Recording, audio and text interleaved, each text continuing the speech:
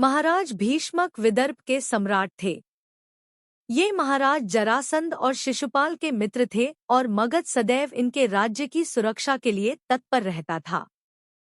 इनके रुक्मी, रुक्मरथ, रुक्मबाहु, रुक्मकेश एवं रुक्ममाली नामक एक पुत्र और रुक्मिणी नामक एक पुत्री थी। उनकी पुत्री रुक्मिणी का विवाह श्री कृष्ण से हुआ। इस प्रकार भीष्मक यदुवंश के भी संबंधी बन गए। हालांकि रुक्मिणी हरण के समय श्री कृष्ण से पराजित होने के बाद रुक्मी ने विदर्भ छोड़ दिया और भोजकट में अपना राज्य बसाया। इससे पहले कि हम वीडियो में आगे बढ़े, यदि अभी तक आपने हमारे चैनल धर्म संज्ञान को सब्सक्राइब नहीं किया है तो कृपया सब्सक्राइब कर लें ताकि आने वाली वीडियो का नोटिफिकेशन सबसे पहले आपको मिलता रहे। जब युधिष्ठिर ने राजसू यज्ञ किया और उनके भाई अलग अलग दिशाओं में दिग्विजय के लिए निकले, तब सहदेव अपनी यात्रा के दौरान विदर्भ पहुंचे। तब तक भीम ने जरासंध का वध कर दिया था। इसी कारण विदर्भ के ऊपर से मगध का छत्र उठ चुका था। किंतु उस स्थिति में भी जब सहदेव ने भीष्मक को युधिष्ठिर के समक्ष समर्पण करने को कहा तो भीष्मक ने मना कर दिया। तब सहदेव और भीष्मक में युद्ध हुआ और 2 दिन के घोर युद्ध के पश्चात अंततः सहदेव ने उन्हें परास्त कर दिया।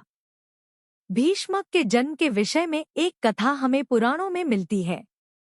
बहुत काल पहले एक पुजारी थे जो एक शिव मंदिर में रोज पूजा करते थे।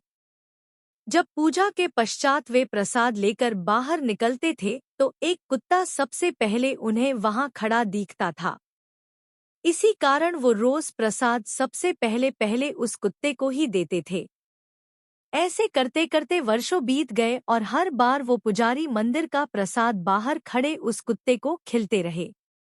इतने वर्षों के साथ के कारण उनके मन में उस कुत्ते के प्रति प्रेम और करुणा जाग गई और वो कुत्ता भी उनके प्रति समर्पित हो गया। एक दिन अमावस्या की अंधेरी रात थी। हाथ को हाथ नहीं सूझ रहा था। उसी समय पुजारी प्रसाद लेकर बाहर निकले किंतु उन्हें कुछ दिख नहीं रहा था। वहीं दूसरी ओर वो कुत्ता भी मंदिर के बाहर बैठा था किंतु अंधेरे के कारण वो भी पुजारी को देखने में असमर्थ था। जब पुजारी को सदा की तरह वो कुत्ता नहीं दिखा तब वो थोड़ा आगे बढ़े और गलती से उनका पैर कुत्ते के मुंह पर पड़ गया। कुत्ते को पता नहीं था कि ये वही पुजारी हैं जो उसे रोज भोजन देते हैं। इसी कारण उसने भी असावधानी में उस पुजारी को काट लिया। उस कुत्ते के द्वारा काटे जाने के बाद भी उन पुजारी को कोई शोक नहीं हुआ। उल्टे वो खुश हो गए कि आज भी उनका मित्र वो कुत्ता प्रसाद लेने आया है। ये सोचकर उन्होंने सदा की भांति उस कुत्ते को प्रसाद दिया। लेकिन दूसरी ओर जब उसे कुत्ते को ये पता चला कि उसने गलती से उसी पुजारी को काट लिया है जो इतने वर्षों तक उसे खाना खिलाते रहे तो वह आत्मग्लानि से भर उठा और दुखी होकर वहां से चला गया। अगले दिन जब पुजारी प्रसाद लेकर बाहर आए तो वो कुत्ता उन्हें नहीं दिखा। इतने वर्षों में ये पहली बार हुआ था कि वो कुत्ता वहां नहीं आया। इससे दुखी होकर उन्होंने उस कुत्ते को बहुत खोजा पर वो नहीं मिला। दूसरी ओर उस घटना के बाद वेदना में उस कुत्ते ने अन्नजल त्याग दिया और अंततः उसी शिव मंदिर के समक्ष आकर मृत्यु को प्राप्त हुआ। उधर पुजारी को जब ये पता चला कि वो कुत्ता अब नहीं रहा तो उसके वियोग में उन्होंने भी अन्नजल त्याग कर वहीं अपने जीवन का अंत कर लिया। जब उन दोनों ने महादेव के समक्ष अपने प्राण त्यागे तो दोनों का आपस में इतना सौहार्द्य देखकर महादेव बहुत प्रसन्न हुए।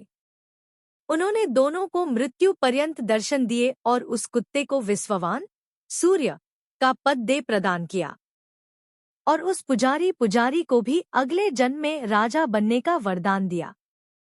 और साथ ही उन्होंने उस पुजारी को ये भी वरदान दिया कि अगले जन्म में उन्हें भगवान श्रीहरि के अवतार रूप के दर्शन होने का भी वरदान दिया। वही पुजारी अगले जन्म में भीष्मक के रूप में विदर्भ नरेश के यहाँ जन्मे। महाराज भीष्मक के राजा बनने के बाद वो कुत्ता जिसे महादेव ने सूर्य का पद दिया था भीष्मक से मिलने आए।